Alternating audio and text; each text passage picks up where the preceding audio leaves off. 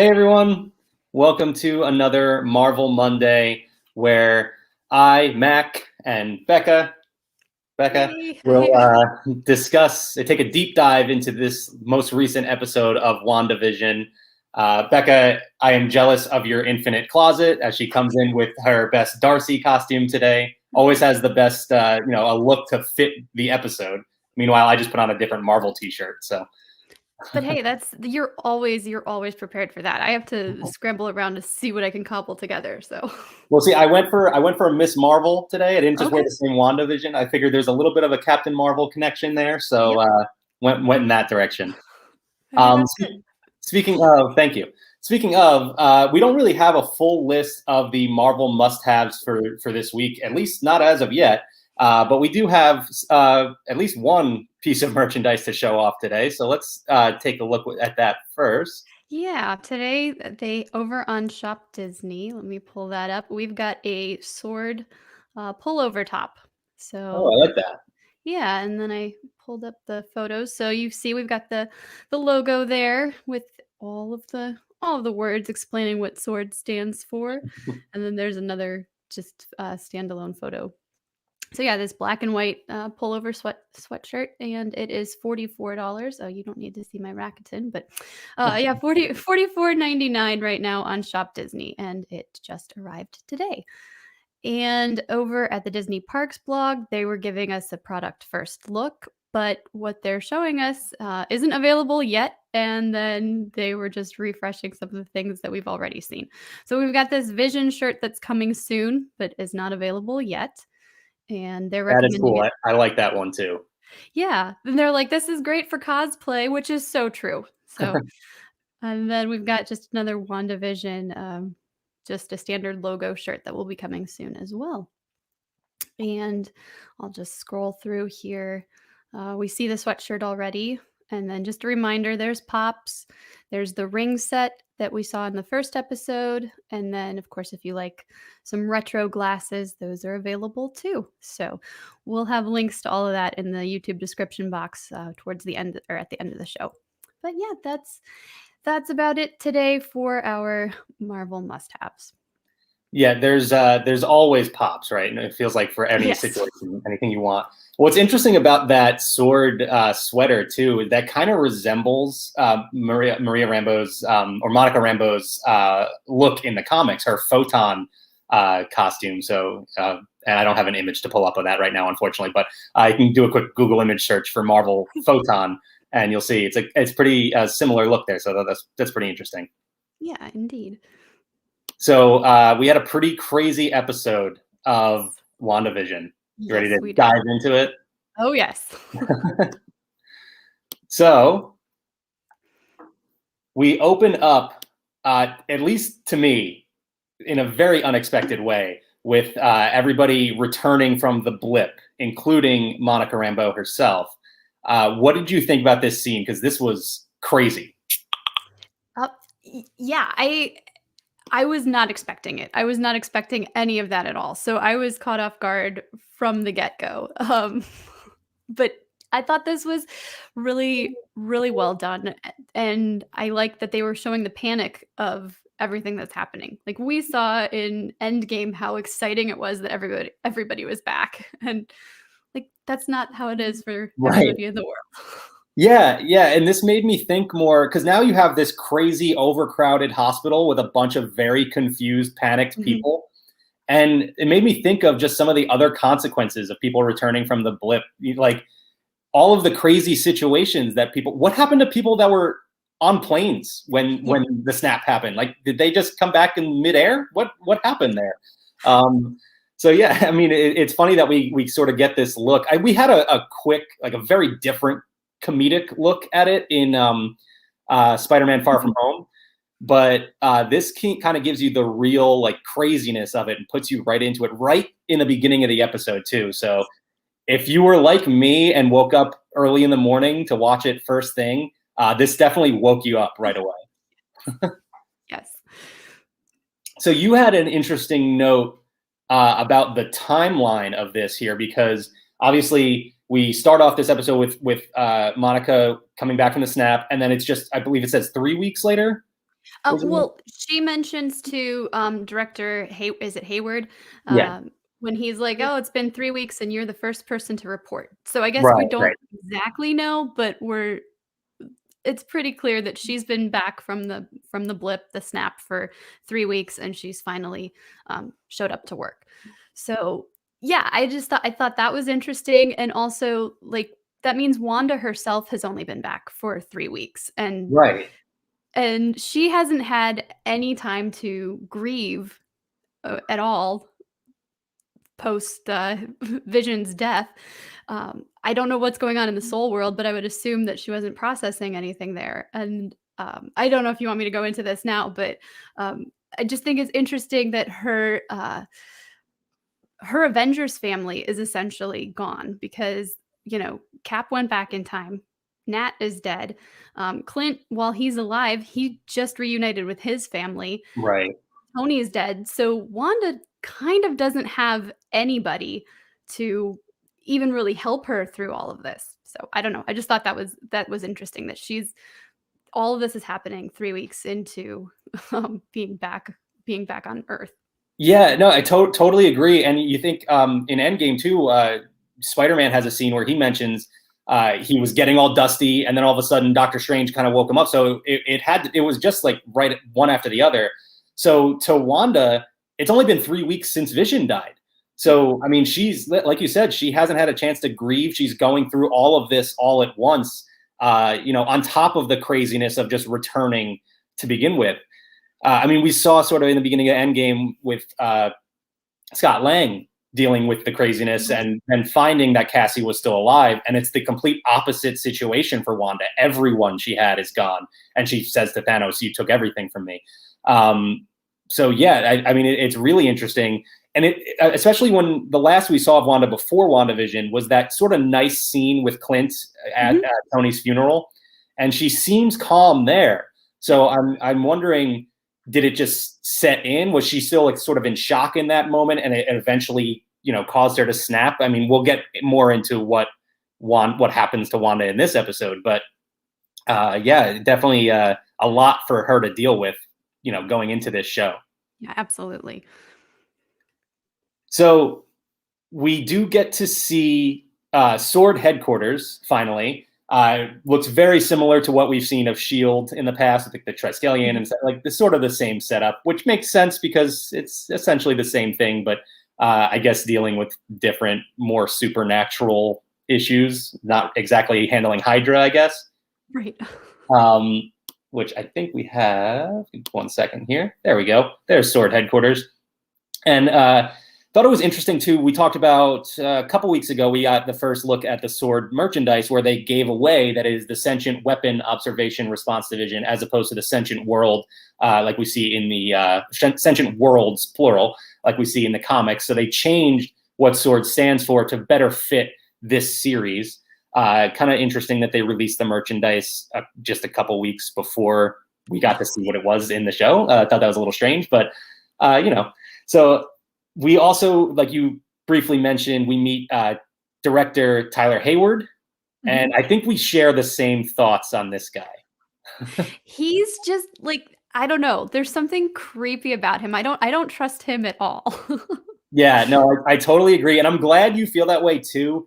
And I think Kyle backed me up too a little bit on when we did the Zacks of Life podcast, which will be coming out later today. Yeah, there's something off about this guy. I was worried that it was just me because I was expecting to see Abigail Brand, who is a big, important character in the comics, as the director of S.W.O.R.D. And I was wondering, is it just my disappointment that it's not her? Is that why, I don't like this guy? But no, apparently, yeah, there's something off about him, right? There's something about him that that doesn't. I don't think he is what he seems. No, and I kind of get a Norman Osborn feel or vibe from him, which, yeah, he could be a decent guy with good plans, but he's up to something that nobody else has caught on to yet. I don't know. Yeah, maybe Skrull, maybe Hydra. I don't know. Something about him. Yeah, yeah. Real quick, a throwaway line that he has actually when he's catching up with Monica. He mentions, or I think she asked him about the astronaut training program, and he mentions that he lost half of them in the blip, and the other half lost their nerve. Could be an opportunity there for the Fantastic Four to step in. They, part of an astronaut program. That's how they got their powers. Maybe they were part of the blip. I don't know. We could see a lot of different things happen, and that's an opportunity, I think, to see the Fantastic Four. Not that we're going to see them in this series, but it's a way to bring them in. It opens the door. Absolutely. Yeah, we'll be coming back to this in like 3-4 years. Like, remember in WandaVision when he said? I hope so. I hope that's the case at least. There was shortly after that too. There was an interesting scene, I thought, where he's still showing Monica around and starts to show off some of the technology that they've been working on, and it looks like weapons and stuff like that. And I thought that was very similar to Project Insight, that whole scene with Nick Fury taking Captain America around in Winter Soldier, and they have that whole sort of debate about creating weapons and whether or not it's the right thing. And we see a very abbreviated version of that in this episode here. So I thought that was interesting. So S.H.I.E.L.D.'s already learned their lesson, and maybe S.W.O.R.D hasn't. Yeah, you would think S.W.O.R.D would have learned that lesson from S.H.I.E.L.D., but I guess not. So Monica then gets her assignment that sends her on a missing persons case. After she puts up a little bit of a fight, she doesn't want to stay grounded. So obviously S.W.O.R.D is already involved in space missions, so that's interesting. Not sure where they are going with that. We could see S.W.O.R.D do a lot of different things. I'm guessing they'll have some involvement with Skrulls in the future. Who knows? We have a lot to deal with WandaVision first before we get to that. So that missing persons case that Monica gets sent out on takes her to Jimmy Woo, who is just my favorite character now. He's returning from Ant-Man and the Wasp, and the first thing we see from him is his magic. I wish I could do it to just demonstrate it on here. He pulls out his business card with some nice close-up magic that is a nice callback to Ant-Man and the Wasp. So that was really fun. That was, to me at least, the biggest laugh of the episode. Yeah, I think so. They get into this whole into this case where they find out that the missing person, Jimmy Woo lets Monica know that the missing person may or may not exist. He called all of their relatives. Nobody knows about this person. I'm not sure if this is an angle, if this is a character we're eventually going to meet, or if it's sort of just a throwaway to try and get them involved into the story. What do you think? Do you have any thoughts on that? I have no idea who I think the missing person would be. I think, me personally, I would appreciate there being an actual person, at least at this juncture in the story. But like you're saying, yeah, maybe it is nobody. Maybe it's just something that Wanda or whoever came up with. Yeah, I'm wondering. That's what I'm thinking is maybe Wanda created. She could have altered the FBI files or something to have this person in witness protection. Then all of a sudden, this person disappears because they never really existed. And so, that could be the start of it. It could be Mephisto impersonating somebody. I mean, we've had that theory around for a while now that Mephisto is going to be involved. Who knows? They again, too many variables to even really guess right now. So they do. Then we see Maria send a drone into Westview after we learn that the local police and pretty much everybody else in the area has no recollection of the town of Westview. It doesn't exist. I don't know if it actually doesn't exist or if Wanda has created this, selective amnesia in people. Either. I'm not sure which way they're going with that. Well, and isn't it like 3,000 people or something that live there? So if it doesn't actually exist, where did those people come from? Are they all just, I mean, it seems like they all have actual driver's licenses and IDs, but yeah, like where did she get them if they're not from there? Well, you know what's funny? As you were just saying that, I think everything just kind of clicked for me. Okay. Literally right this moment here, because Wanda erased the memories then, and that means the person in witness protection was actually in Westview. So Westview is a real town, right? Okay. And the person, the relatives that Jimmy Woo has been contacting have no recollection because Wanda has erased their memory. Okay. So this missing person is a real person living in Westview.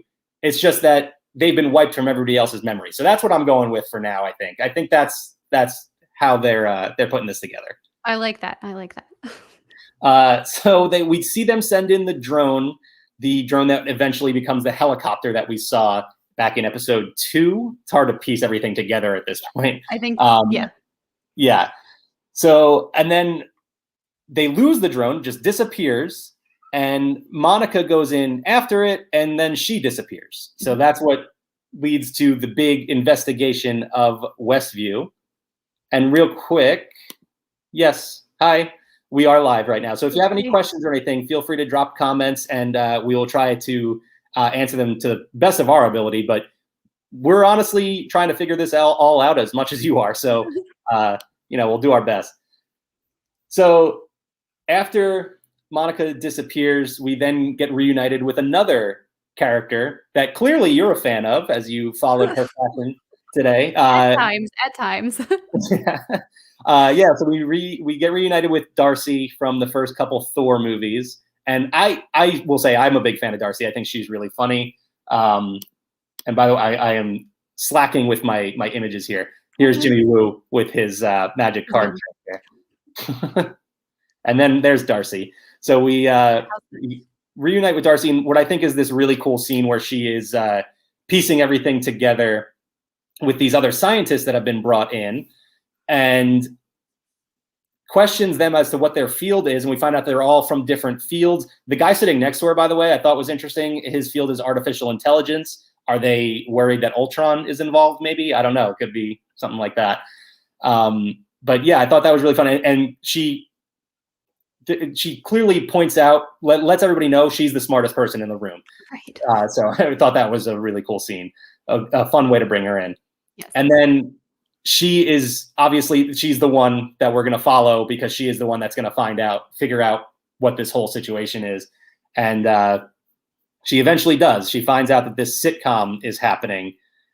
But we do also see the beekeeper from back in episode 2, the end of episode 2. As he's not a beekeeper just yet. He is in a hazmat suit of sorts, and he's going into the sewers. Hayward is sending him into the sewers to try and get into Westview without getting sucked into this mysterious force field around the town. So, we see exactly how this guy, this mysterious character, got into the town. And we do see that the force field goes all the way down, at least through the sewers, because he crosses as Jimmy Woo. Yeah, Jimmy Woo points that out too. He's objecting to Hayward sending in another agent, and saying we don't know that the force field doesn't go subterranean. And Hayward, who again, just in a scene that really made me feel something's off about this guy, he's like way too gung ho about just sending another agent in, without knowing any of the consequences. Because I think that was before we even learned that they could see, quote unquote, Geraldine on the show. So they don't know what happened to her, and he's yet just sending in another agent. And as KJ here points out, Agent Franklin is the beekeeper. I think Hayward calls him by name at some point. Agent Franklin doesn't connect to anything in the comics off the top of my head, so not sure if that's going to be anything going forward. And to jump around just a little bit here, what happened? We see that scene from the end of episode 2. We see it play out again here, where Wanda comes out and she says no after she sees the beekeeper. We don't see what happens to him though. No, we don't. Yeah, we've seen her rewind and stuff like that, and everything just goes back to normal. But we don't know what happened to that beekeeper. So I'm really curious to know if we ever get an answer on that. Well, and her no is different in this when we see it this time, which I'm assuming is they're watching. The way she says no is different than what we saw in episode 2. Like she's very, very adamant, like no. And this one, she's like no, like scared, and it's completely different. We also, by the way, we learned that last shot in the first episode where we saw the S.W.O.R.D agent watching TV, turns out it wasn't a S.W.O.R D agent. That was Darcy, as she is taking notes and watching on her new her new old TV that she made the S.W.O.R.D agents get for her as she's analyzing all of this this crazy sitcom. Real quick too, we before we get into the whiteboard and all the fun that's going on here, there's this recurring theme of hexagons, and it's interesting because they've been popping up in the sitcom a lot. And now in this episode, we saw that a lot of the S.W.O.R.D like tech and all of their displays and everything are using hexagons as well. What are your thoughts on these hexagons?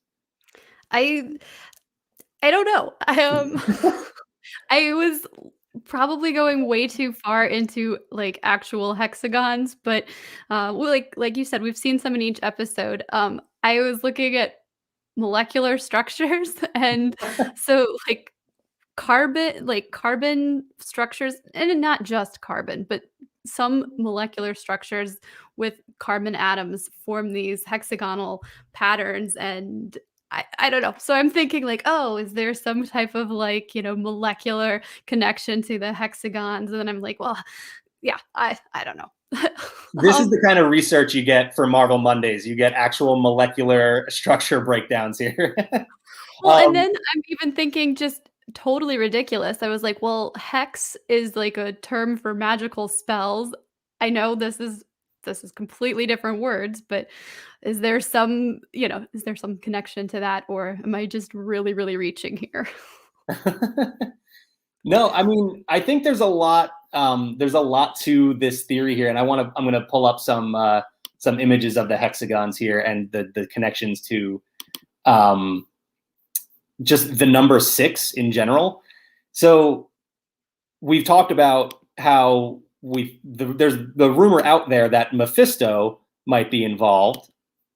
And Mephisto, if you're not familiar with the character from the demon or from the comics, he's a demon. He, obviously the number 6 or 666 has a lot to do with the devil. So hexagons, the number 6 popping up, and you can see this is from the first episode. From the second episode, as we pointed out back then, this might represent the Infinity Stones. Now maybe it's something else. I don't know. I mean, this could be us overanalyzing it, but usually when something like this pops up so often, there's some sort of meaning to it. And last week you did mention there were rumors out there like there's something with the clocks involving the number 6, and I did look in the commercial. I believe it was the Stark toaster commercial, the clock in the background. It's 6 o'clock, exactly 6 o'clock. Thought that was interesting. But then I went in to look into the Strucker watch commercial, and it's not. There's nothing to do with 6 there. So couldn't figure that one out. Maybe I missed some other little details somewhere, but so you can see some more of the hexagons here. So yeah, really interesting. It's kind of crazy to me that S.W.O.R.D, like I said, we see the hexagon within S.W.O.R.D's technology and stuff as well. So pretty interesting there. Also wondering, so they're watching this sitcom, they're analyzing it, they're breaking everything down, trying to figure out, any information they can get. But why is this being broadcast, and how is it being broadcast? Is it just, I mean, granted, this is a crazy sci-fi type series. They're probably not going to get too much into the science for us, but they'll, maybe just throw the word quantum in front of everything, but to give us our answers. But I don't know. Do you have any thoughts on that? No, I like you're saying, I just thought that it's interesting when, I mean, obviously we as the viewers know it's a broadcast, but yeah, when Darcy said, oh, there's a broadcast signal mixed in with all of this, what CMBR, yeah, is somebody I'm wondering, like, what's the purpose of that? Is it because Wanda wants to show her powers? Is somebody picking up on her powers and trying to broadcast it to other people? Because I don't get the impression that this is just for the enjoyment of anybody and everybody. Or is Wanda like trying to record herself to have something to look back on and live out, you know what I mean? Like, is she trying to just live out a life that then she can just rewatch over and over again? Yeah, I mean, I know what you mean. I honestly have no idea what the answers are though, because there's just so many so many different ways they could go with this. We still don't really know what Wanda's motives are. We have our theory, as we talked about before, that she is trying to deal with her grief of losing Vision and everybody else close to her. Real quick question here: do we think the Infinity Stones are going to be involved? Personally, no, but who knows? I don't know. Bekah, do you have a thought on that? I think we've seen in just some of the trailers, the Mind Stone has showed up, but Mhm. it looks like it's more of a Wanda remembering type thing, or somehow that's Yeah. gonna push her one way or another. I wouldn't rule it out, but yeah, I'm not entirely sure that Infinity. I think we're done with the Infinity Stones as Yeah, far as. I would think so. They referred to the first 3 phases as the Infinity Saga. So I would think we're going to move on to something else at this point. But back to this whiteboard here, you can see Wu writing down all the questions, trying to come up with any answers they can, and you can see under what we don't know why the hexagonal shape. As we mentioned, all these hexagons popping up in the sitcom. I'm a little curious as to why they haven't noticed that hexagons are all over the S.W.O.R.D stuff too. Not questioning that, doesn't seem. But another interesting question is he writing right now in this image here, is Vision alive? I guess they don't really know what happened to Vision. And actually, you know what? I'll bring this up here. I feel like this is a good spot. I did see that Paul Bettany mentioned there was an Avengers Endgame post-credit scene that had been cut and I don't know how much truth there is to this, how far along, if they actually shot this, if this is still going to be involved in the story or what. But the scene involved Wanda stealing Vision's body after the events of Endgame from a facility, from a morgue type facility, and running away with Vision's body. So don't know what that means for us going forward, but interesting that they would be questioning whether or not Vision has been brought back to life, or Because yeah, I guess he wasn't dusted when she disappeared at the end of right. Infinity War. So yeah, I could okay. Yeah. So, and then another interesting point on this whiteboard here, they are questioning whether or not Skrulls are involved, as you can see under what we can assume is saying who's behind this, and it says, you can see it in another shot too. Looks like it says extraterrestrials, so just a general question there, and then specifically narrowing it down to Skrulls. So at least we know Skrulls are on their radar, which you would expect with Monica Rambeau being involved. Right. So they do eventually find. Oh, actually, real quick before we get to that, we also see this here, where you can see they're collecting information on all of the actors, quote unquote, in the sitcom, and they are real citizens of this town. As you can see, they find their driver's license and everything. However, there's 2 notable things in this image if you look closely. One, right over here, you can see the dossier, more or less, that they have on Agnes. No driver's license for Agnes.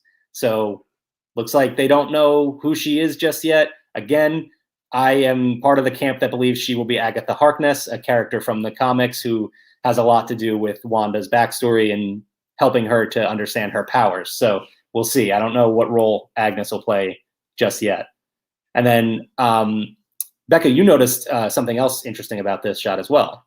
Yeah, we don't have Dottie on there anywhere, and we've seen her, so Yeah. we know they've gotten to several episodes in this this episode we watched. So yeah, why isn't she on the whiteboard there? Yeah. Yeah. And also I had listened to a podcast and they were talking about how Agnes tells Wanda in episode 2 that Dottie is the key to everything in the town. And it seems like a throwaway line, but is there maybe something more to all of that? Yeah, no, there definitely could be. I mean, like we've said, they like to hide these things in plain sight. So interesting too that they do have information on Agnes. They have her up there. They didn't even bother to put Dottie up there. I don't know what that's about. Also, her husband is here, Phil Jones, who I mean, obviously they found a driver's license for and everything, and yet still can't find anything on his wife. So pretty interesting note right there. we'll see. We'll see if that gives us anything going forward. Oh, jumped a little bit ahead here, but Oh, that photo. yeah, we'll get to this creepiness in just a second. But they do see that that Monica is in the sitcom. She moves very quickly, has a speaking role, and they try to communicate with Wanda over the radio. That brings us back to episode 2, where we have that scene where Woo's voice comes in over the radio. Only as Darcy is watching the sitcom, it just cuts. It's just a hard cut from things starting to go wrong to everything's 100% right again. And interestingly, Dottie is in that scene, and she's completely unfazed by all of it. So not sure, what that means for us just yet. Hopefully we'll get some more answers going forward in this upcoming episode, but I don't know. I'm not sure how they're going to progress with that. So they also, we get to the scene in episode 3 where Monica is found out. Wanda realizes something is wrong. She notices the sword pendant, and Wanda's not happy. No. We do get to see a little bit more of that as Wanda starts to actually use her powers. We get that recognizable red glow. And I thought was really interesting in this scene, and I didn't notice this at first, but she literally gets thrown through the 4th wall. So Wanda throws Geraldine, quote unquote Geraldine, Monica, out of the sitcom world, but she hits 2 walls of the house. Then she hits the fence. That's the 3rd wall. And then the 4th wall is that force field as she gets thrown out of the sitcom. So thought that was really funny. Breaks through the 4th wall and comes back out into the real world. Really cool little note there. And then we see this absolute nightmare right here. I like that they added this little tinge of horror to this because, I mean, as we talked about in the beginning of this is a really dark series. Like there's some heavy stuff going on here. And so I like that they made it feel that way. And this kind of supports that idea of that endgame post-credit scene, right? Like maybe this is actually just Vision's body. Is Wanda literally just puppeting or puppeteering, I guess, Wanda or Vision's body around this town right now, and nobody else can see it because she's just covering him up. I mean, super dark, really interesting scene. Yeah, just absolute nightmare to end the episode on. Did you have any other point to add on creepy Vision here? No. I think you got it. So before we get into the end of the episode, was there anything else that I skipped over? Did we miss anything? I'm trying to think real quick. No, I think we did good. Okay, so I want to get into something that, and you can tell me if I'm crazy at the end of it. So they end the episode with the song "Voodoo Child" by the Jimi Hendrix Experience, and to me, it was immediately recognizable. And if there's any other wrestling fans out there, you might recognize this song as well as Hollywood Hulk Hogan's theme song. And to me, that was such an incredibly smart song choice to end this episode. I'm guessing somebody at Marvel is a wrestling fan because Hulk Hogan is, everybody recognizes the name Hulk Hogan. He is, he's the big hero in the history of wrestling. He's the guy.